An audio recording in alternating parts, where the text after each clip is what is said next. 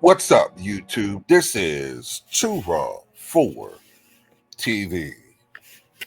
All right, so the Cleveland Cavaliers, without Donovan Mitchell, defeated the Charlotte Hornets 128 to 114 to improve to 15-0 on the year and remain the only undefeated team in the NBA. I mean, who would have thought going into this season that about 1 month until the NBA season, the best team in the East would be the Cavaliers. And after the apparent decline of the Warriors over the past 2 seasons, that the Warriors would have the best record in the Western Conference with Clay gone. And that the Dallas Mavericks will be struggling. The Dallas Mavericks, the same Dallas Mavericks that have already Luka Doncic, Kyrie Irving, added Clay. They just went to the NBA Finals, and last I checked, they're under 500. So, very interesting. In NBA history, there had only been 3 prior teams to start the season 15-0.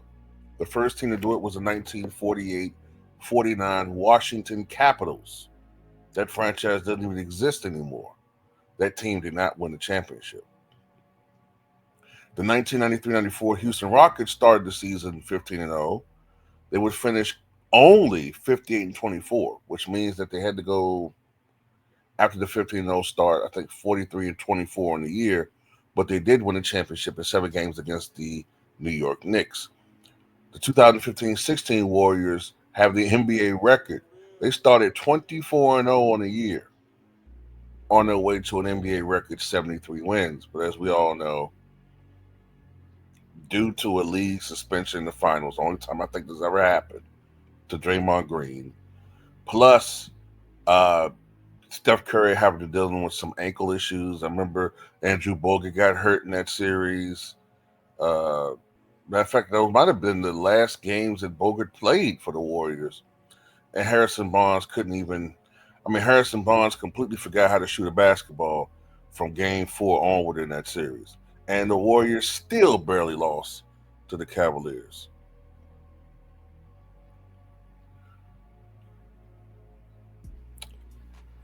And in this particular game, it was the bench that came through. Ty Jerome started in Mitchell's spot and chipped in with 24 points. And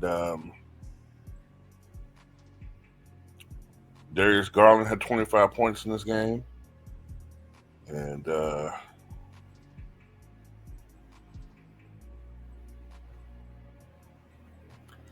I think the Cavaliers will have a real test tomorrow in Boston. They're going to be in Boston to try to improve to 16-0, but that might be a tall task. We'll see. If they beat Boston, I mean, they're already legit. They're already legit, man. But if they beat Boston, this team right here will be better, in my opinion, than any of those LeBron, Ramon, James teams. Any of them. Better. Because honestly, for many of those years, and let's just keep it real. For many of those years, when the Cavs were going to the finals, 2015, 16, 17, 18, the Eastern Conference was weak as hell. As I said before, statistically, the Eastern Conference in the 2000 teens, after the decline of the Boston Celtics, it was the weakest Eastern Conference since the 1950s. The 1950s. And you would think, hell, those Cavalier teams should have been winning 65, 70 games. They weren't. Because they were just cruising on talent. They were cruising on talent, going 50-32 on the year, 53-29, playing to the level of their competition. because they pretty much knew that as long as LeBron James stayed healthy, they were going to go to the NBA Finals, just off the strength of their talent. You know, just to take a look at this Cavaliers team, they're number one in the NBA in scoring, averaging 123.7 points per game. They have a top 10 defense, statistically. In points per game, they're 10th in the NBA. But what really gets me, what really is impressing me, now this might narrow as the season progresses, but they're averaging 123.7, they're only giving up 111.4. That's a margin of greater than 12 points a game. Now, I don't know if any of you guys know anything about NBA history, but when a team is scoring on average 12 points more than their opponent throughout the season, it's a small sample size, but it is 15 games. That's indicative of an all-time great team. Like if you look at the 67 Sixers, the 72 Lakers, the 83 Sixers, the 86 Sixers, the 83 Sixers, the 86 Celtics, the 96 Bulls. Give you an example I'm talking about here. We go to 1966-67 Sixers.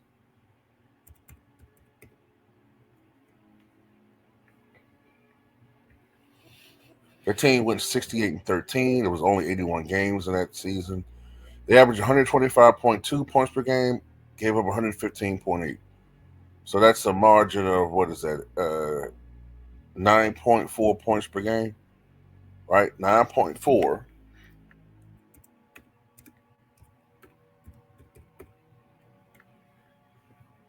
Go to 1972 Lakers. Their team averaged 121 points per game, number one in the NBA. They only give up 108.7 points per game. So that's a margin of 12.3 points per game, which is right on the money with the Cavaliers. You see what I'm saying? That jumps out at me. Now I'm not saying that they're on those teams' level, but that statistic right there is crazy. You don't usually see teams beating a team by that margin. The 83 Sixers average 112.1 points per game, give up 104.4. That's a margin of 7.7. I'm just going to do the 86 Celtics and the 96 Bulls. The 86 Celtics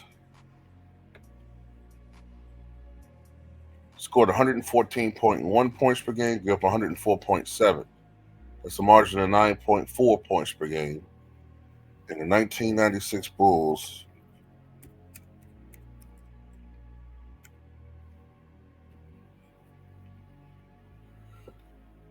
averaged 105.2 points per game, which is number one in the NBA. Give up 92.9 points per game, third in the NBA as far as actual points yielded. So that's a margin of 12.3. So you see what I'm saying, right? That's just interesting.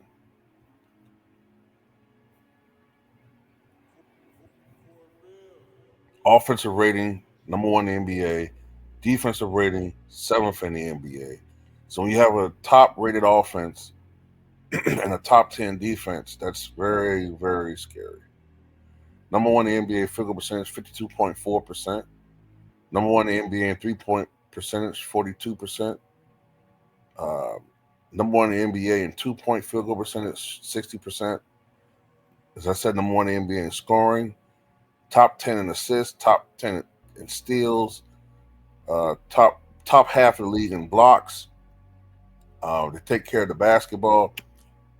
I mean, when you as a team that shooting 78.5% from the line, when you're hitting all those marks like that, it's barring issue with injuries or something of that nature. Donovan Mitchell is averaging 24.6 points per game, 4 rebounds, 4 assists. Evan Mobley, 18.7 9 rebounds, 1.5 blocks. Jared Allen, 14.5 points, 11 rebounds, 1 steal, 1 block, 66% shooting. Darius Garland, 21 points, 7 assists. Karis LeVert, 12 points per game. Um, you got Ty Jerome, average 11 points per game, come off the bench. Yeah, this team legit now, man. I believe it. Now, I want to say this, though, before I end this video. Isn't it interesting? Remember years and years ago, LeBron fans were saying stuff like, oh, look how franchises are just decimated, excuse me.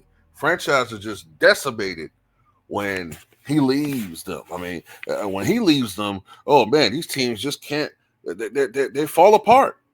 They fall apart. Look what happened in Cleveland when he left in 2010. That team just fell apart. Oh man, they have to rely so much on one guy. Right? They said the same thing in Miami.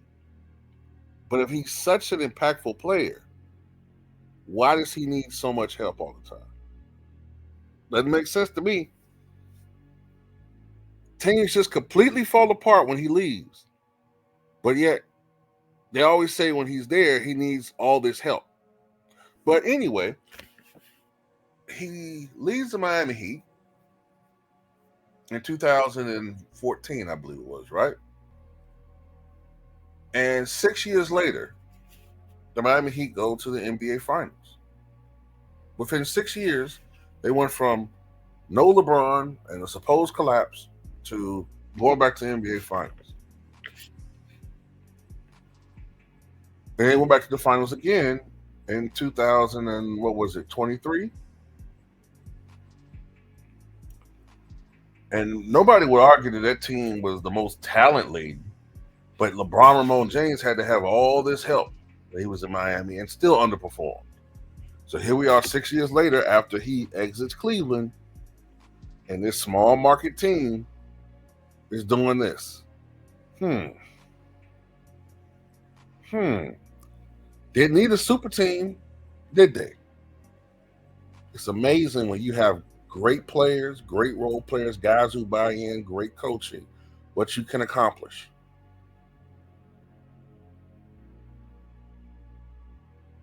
It's amazing.